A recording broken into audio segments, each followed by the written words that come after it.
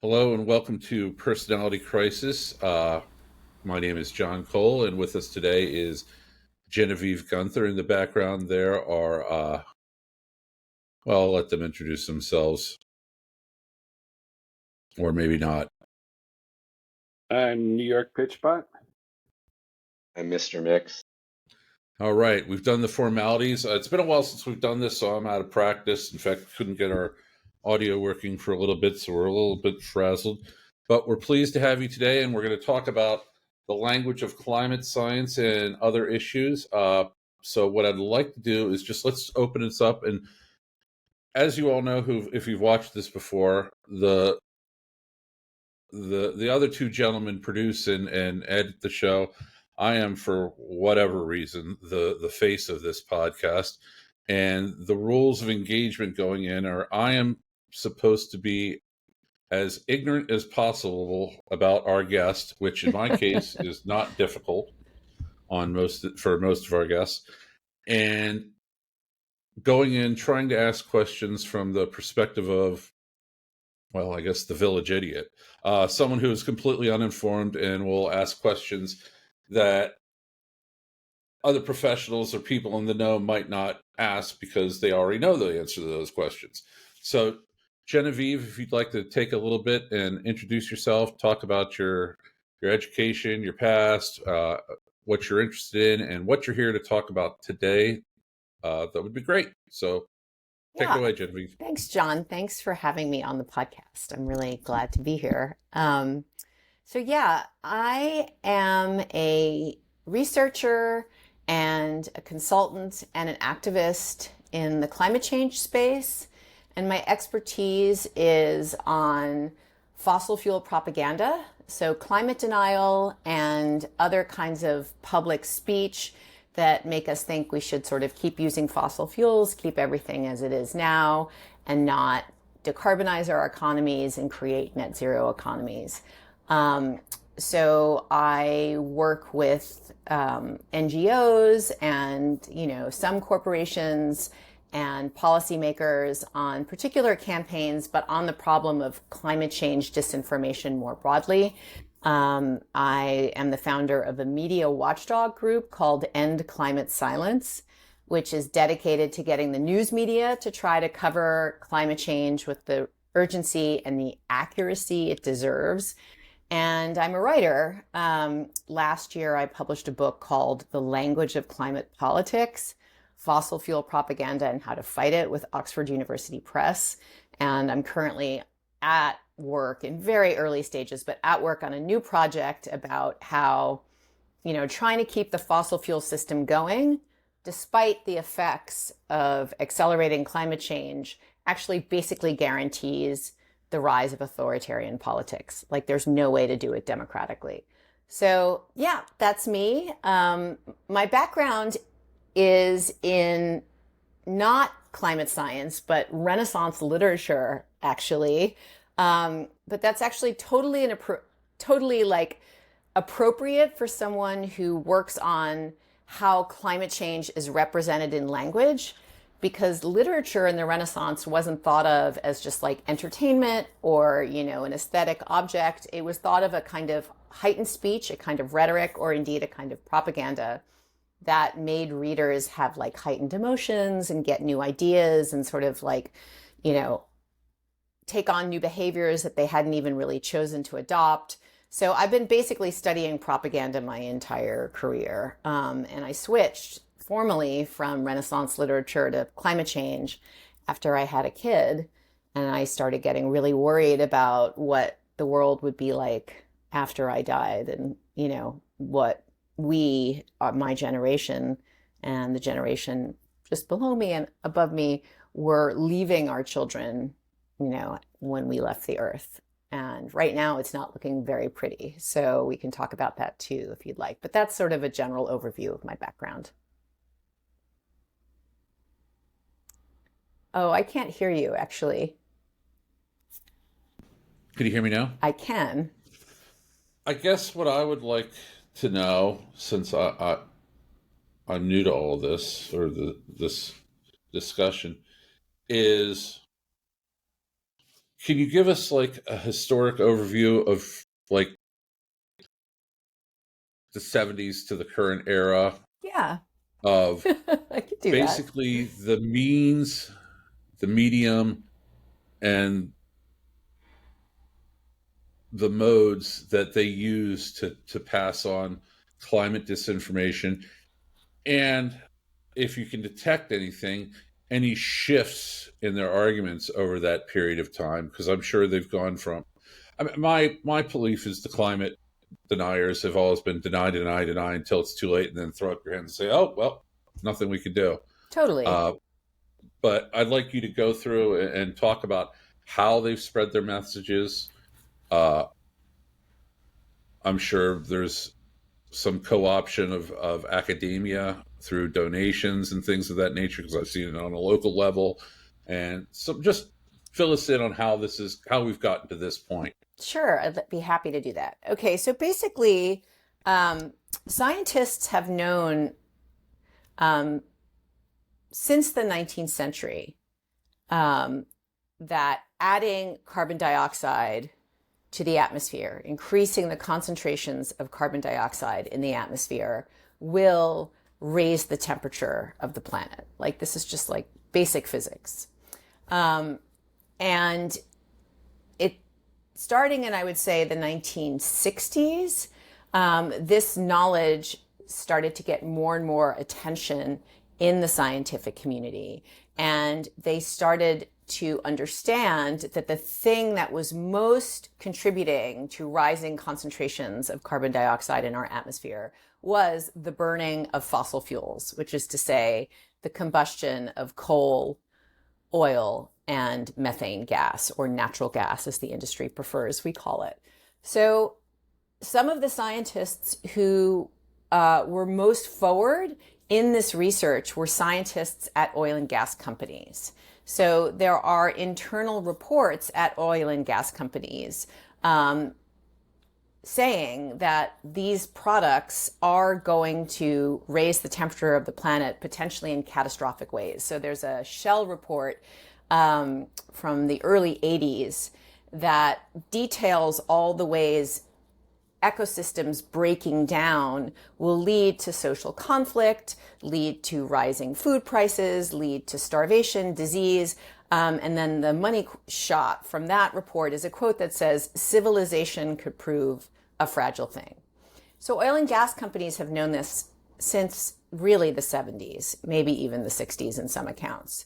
And what they tried to do at first was just suppress this knowledge, and then increasingly create doubt about the fact that had been discovered by science. So from that, they took the playbook. To do that, they took the playbook from the tobacco industry, who had hired some scientists to testify in front of Congress, write reports, sort of trying to cast doubt on the scientific consensus that smoking raises the risk for lung cancer. And when I say scientific consensus, I don't mean something that like a bunch of scientists got in a room and sort of hashed out and decided to agree on through political disputation. I mean a consensus that arises because independent lines of evidence all come together to show the same thing. So what the oil and gas companies did was to start hiring scientists to produce studies to cast doubt on the scientific consensus. And then the next thing they did, starting especially around the Copenhagen Climate Conference in 2008, which was a failure by many measures, but also was the first time that the world gestured towards a temperature target at which we might want to try to halt global heating. That was the first time that the international community said we want to try to halt global heating at around 2 degrees Celsius over pre-industrial temperatures. So there was a sort of like increasing political attention to climate change in a way that there hadn't been before. So around that point, they started stepping up their strategy to create doubt. And they did this in 2 different ways. This was largely funded, I should say, by foundations and think tanks bankrolled by the Koch brothers and by the Heritage Foundation, the people who have now brought us Project 2025 and who are basically, the architects of the entire GOP policy regime that we're seeing rolling out with the Trump administration. They've been on the scene doing this about climate change since, the early aughts. So they did two things. The first thing they did was turn climate change into a partisan issue. So famously, there's this video of Newt Gingrich and Nancy Pelosi right around the time of the climate conference, the Copenhagen Climate Conference, talking about how we can solve this together. We're Americans, we have ingenuity on our side, and we can solve climate change together. By 2010, that was no longer possible because they had polarized climate change so successfully, turning it into a left-wing issue that someone who was a card-carrying conservative could no longer acknowledge the reality of. And the second way they did that was by taking this word out of climate science, warping its meaning and sort of circulating it in public discourse in a way that seemed to get scientists to kind of confirm their propaganda. And that word was uncertainty. So in climate science, there is the concept of uncertainty. And you and I hear the word uncertainty, and as non-scientists, we think it means, the state of not really being sure about something, or the state of not really knowing a lot about something. And it means that too to scientists, but within scientific discourse, it actually means the range of possible outcomes. So if you talk about the uncertainty of your model, you're not saying the stuff that the model doesn't know. You're talking about the range of possible outcomes that the model can predict with confidence, from unlikely best case to unlikely worst case scenario with a median in the middle. So what the climate denial propaganda machine did was they clocked this word and they were like, if we start talking about the uncertainty in the science, that's going to make it seem like scientists are confirming that they're not really sure whether climate change is even real or not. And it will allow us to argue that we don't have enough knowledge or enough confidence to actually make any policy changes, invest in clean energy technologies, or do anything else. So everywhere you looked, every right-wing propagandist, every climate denier was always talking about the uncertainty of the science. And what was diabolical about the strategy is then anytime a scientist would be quoted in the news media or go on TV or just sort of hold a speech in a public forum and just allude to the uncertainty in the science, meaning sort of yes, there's a range of possible outcomes. I'm not telling you exactly what's going to happen. I'm talking about a range here. But every time they used that word, they would seem to be confirming that there was some doubt that climate change was even real. So it became a kind of whole kind of overlapping consensus, what seemed to be a common sense position that there was some doubt over the reality of climate change. So this was a dynamic that I noticed, which is what gave me the idea for my book. Because once I noticed that dynamic with the word uncertainty, I started seeing it sort of everywhere. Because what actually happened was that strategy persisted as late as, I would argue, 2018. But in 2018, the Intergovernmental Panel on Climate Change, the IPCC, published a report called the Special Report on 1.5 degrees Celsius, which was something they were tasked with doing after the Paris Agreement. And in that report, they said that not only was there a huge difference in impacts between 1.5 degrees and 2 degrees Celsius heating over pre-industrial, but also in order to halt global heating at 1.5 degrees, which was the hard target or the ambitious target of the Paris Agreement, I'll say, we would have to have our global emissions by 2030 and totally zero them out by 2050, to the point where it was actually kind of net zero. We were removing the essential emissions that would be left over so that we would just be adding no more carbon dioxide to the atmosphere. So we had to do that by 2050. It wasn't some low, point decades down the road. And we didn't just have to reduce our emissions, we actually had to zero them out, like basically right now. And the world was like, oh my God. And in addition to this report hitting as hard as a tsunami, climate change really started to make itself felt, I would say. Yes, with Hurricane Sandy in 2012, but then increasingly, sort of in the later part of the teens, the climate impacts were just coming like one on top of another. I feel like we've had a little breather this year, maybe, at least in North America. On the coasts, of course, LA, had 2 major fires that burned down entire neighborhoods. But sort of in general, there's been a little breather. At any rate, it became impossible to argue that climate change wasn't real unless you were Trump and had absolutely no shame and would lie in the face of like someone standing right in front of you that you were claiming was dead. I'm not talking about Trump. I'm talking about the sort of like larger climate denial ecosystem. So what they did was shift their strategy.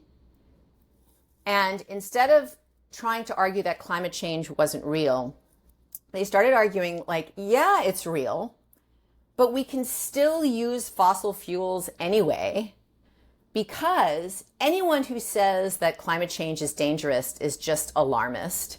And it's going to cost way too much to, phase out fossil fuels and transform our systems. And in fact, the thing we most need is economic growth, because that's going to protect us from the impacts of climate change. And then we can solve the hard parts with innovation and increasing our resilience. And then for a few years, people would say, and anyway, what about China? Why should the United States do anything when China is burning all this coal? Of course, now China has become the world's climate leader by leaps and bounds. And I can talk about that more if you'd like. But that was the sort of new denial.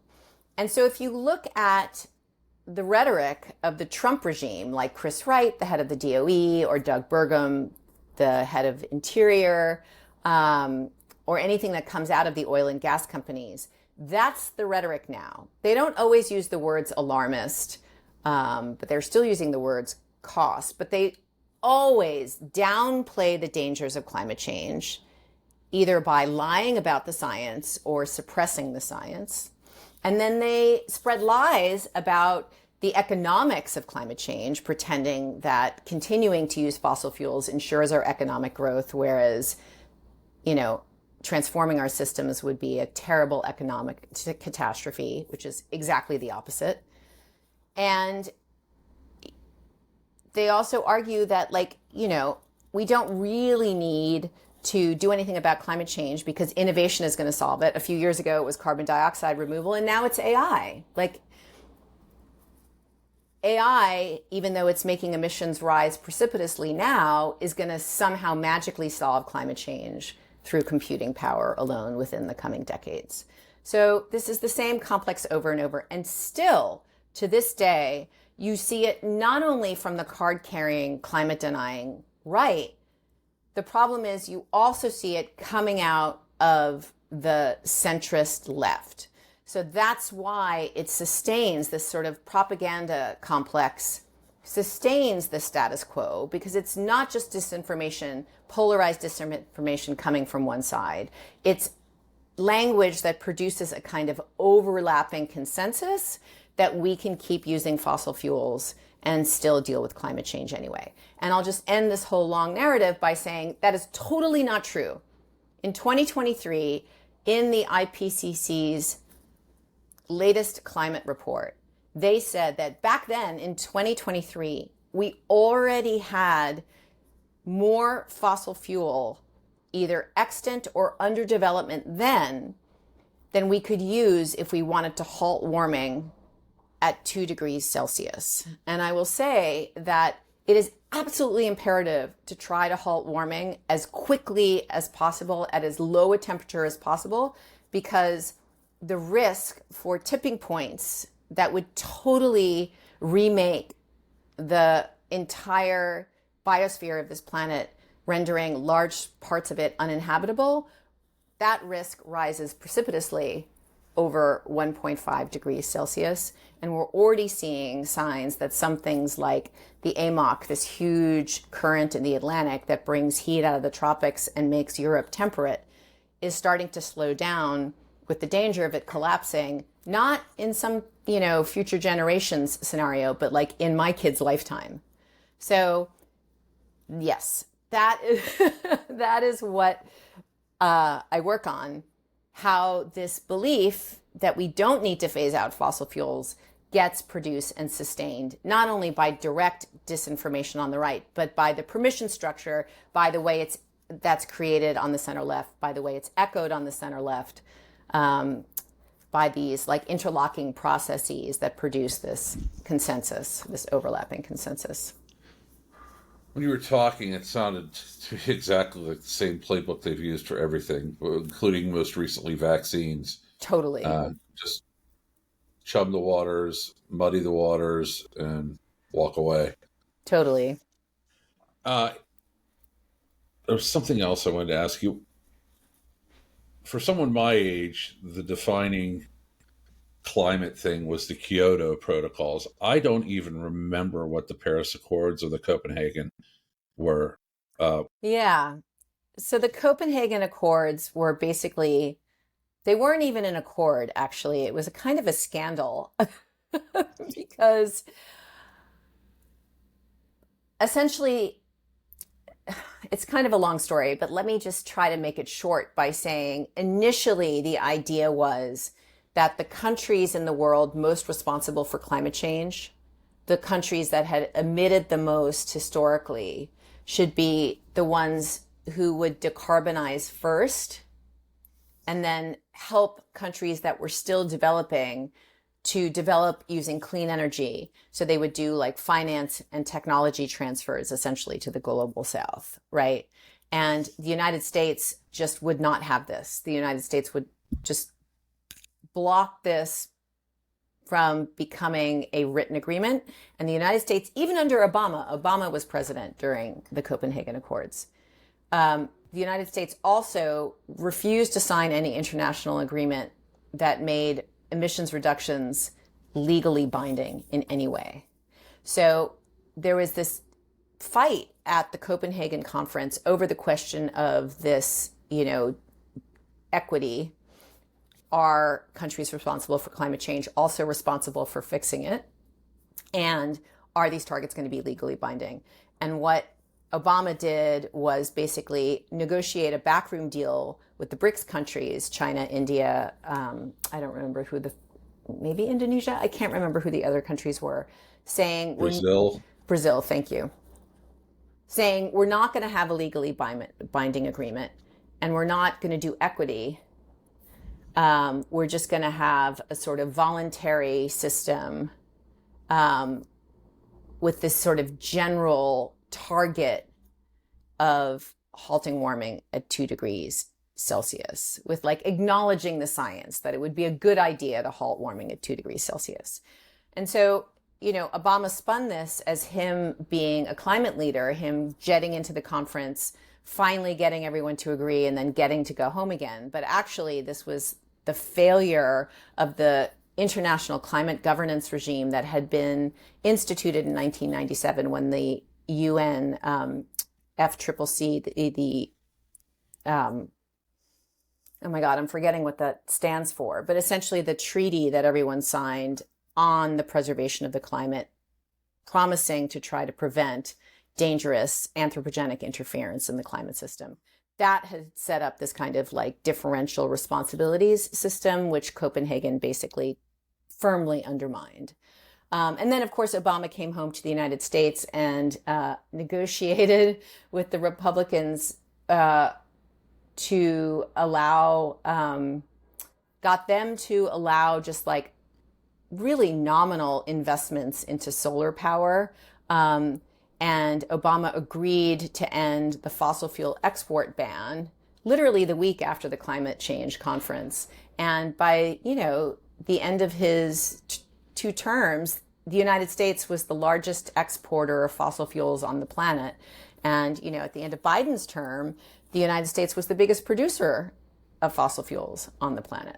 So it's really important to understand that the resistance to phasing out fossil fuels comes from the United States, even under regimes that are thought of as being reasonable about climate change or believing in climate change. And so that was the Copenhagen conference. But then in Paris in 2015, it was kind of a historic moment in a way, because it codified that all countries had a responsibility to halt and then reduce their emissions in a kind of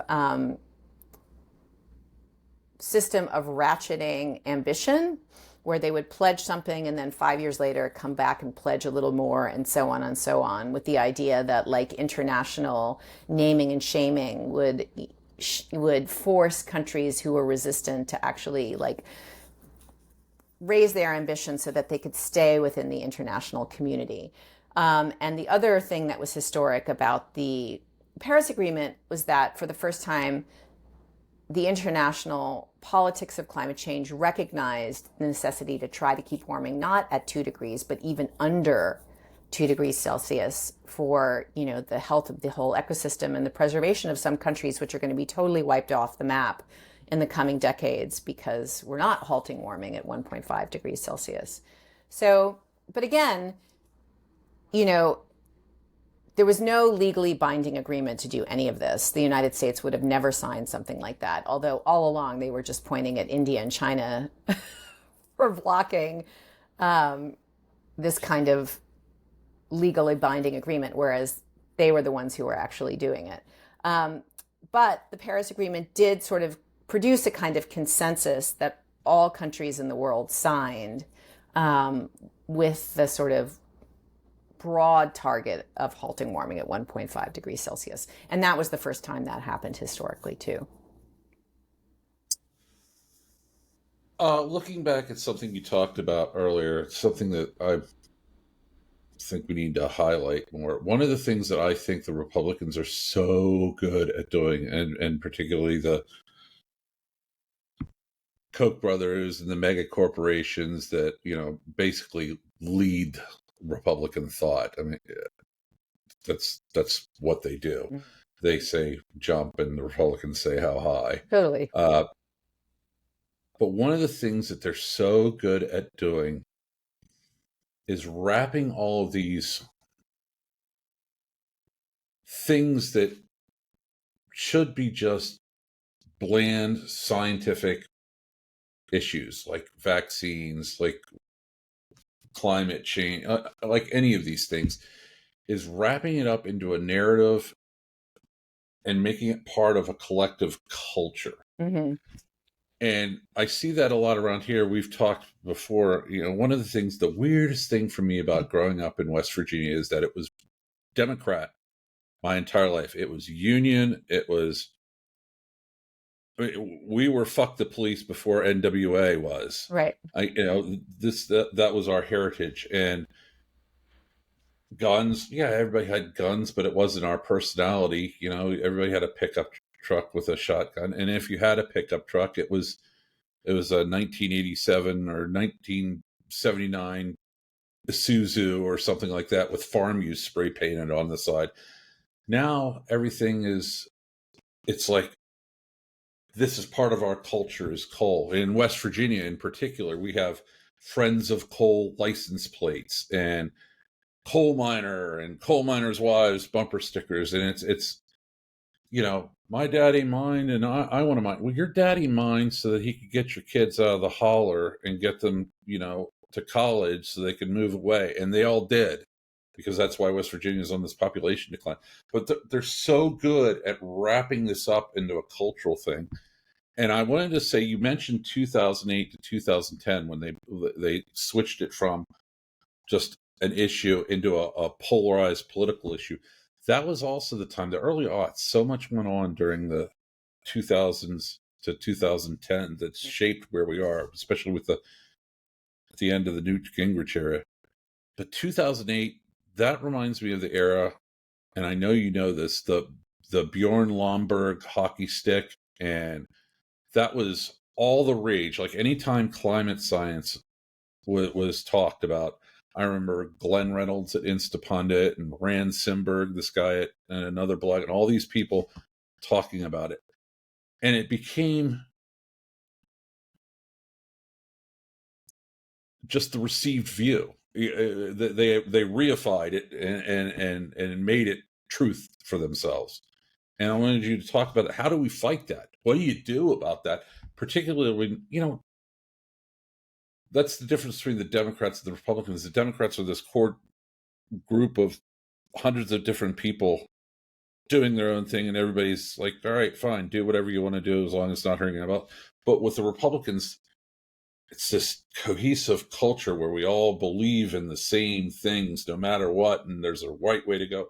How do we combat things like climate change in this environment? Well, look, I mean, I have two things to say. And the first one is that part of this is that they built a right-wing propaganda machine, a media empire that is just unprecedented in all of human history. It's, Fox News is certainly the node of that empire, but it's a node that leads out into a network of podcasters, radio stations, local television stations, religious pulpits, which are media platforms, I'm sorry, in addition to being places of worship.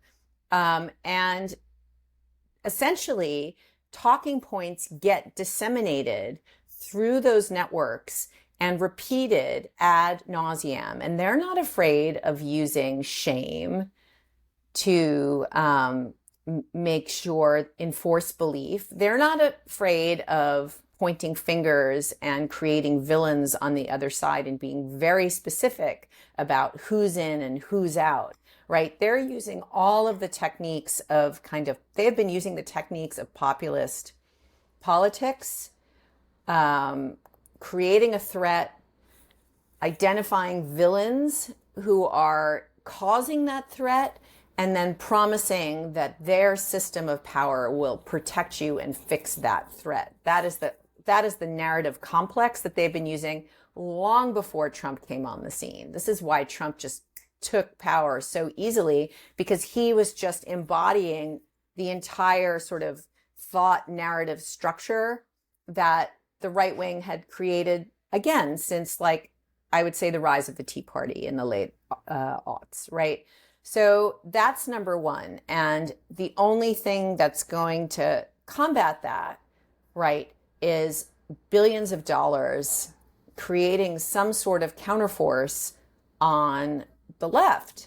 And I don't, as you say, part of left identity is not being dogmatic and not enforcing one system of belief and having the biggest, most flexible tent possible. So it's not going to function in the same way that it does on the right, but it could function with why isn't there a Democratic Party office in every county of this country, also acting as a community center or a place where you can go have coffee or drop off your kids, or why isn't it a resource? Why isn't it a third place for families, for everyone who wants to meet their neighbors at a place that isn't church, right? There are things that we could be doing, which we're 100% not doing because the Democratic Party has totally been captured by corporate interests. So that's one issue. And then the second issue is, despite this polarization, despite their making climate change a partisan issue, there is remarkable amounts of belief, or I shouldn't say belief in climate change, but I would say worry about climate change on the right, especially on the center right. Not necessarily in the MAGA coalition, but in the center right. People actually do understand that climate change is real. People are worried about it, but at the same time, they hate clean energy now because the Trump administration and the Koch brothers and the whole right-wing machine has basically infiltrated community groups on Facebook and started spreading conspiracy theories such as you get cancer from solar panels from the electromagnetism, or wind energy kills whales, or whatever it is. So disinformation has been seeded into these communities. And so people have these like self-contradictory beliefs where they are worried about climate change, but they believe that clean energy is bad and it's also going to raise their energy bills, right? So the problem is that we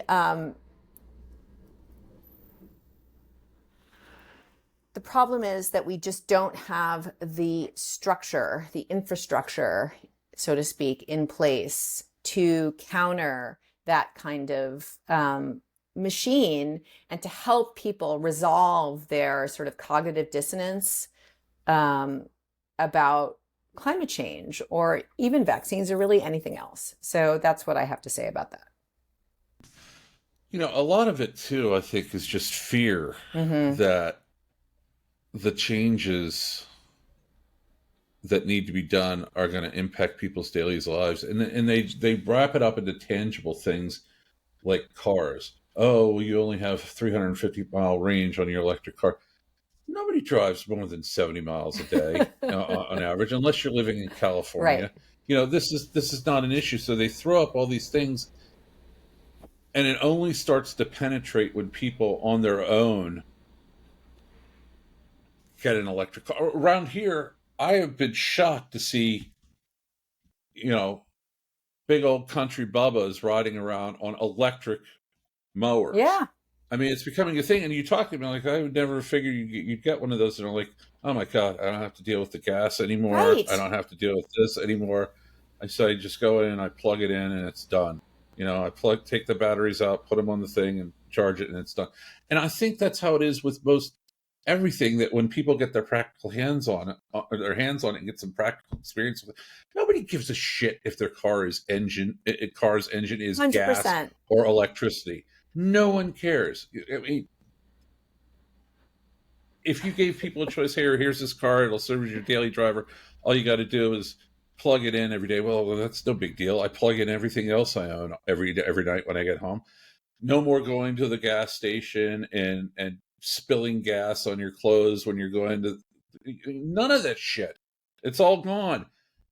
And we suck so bad at selling it. Totally. And I don't know what we can do.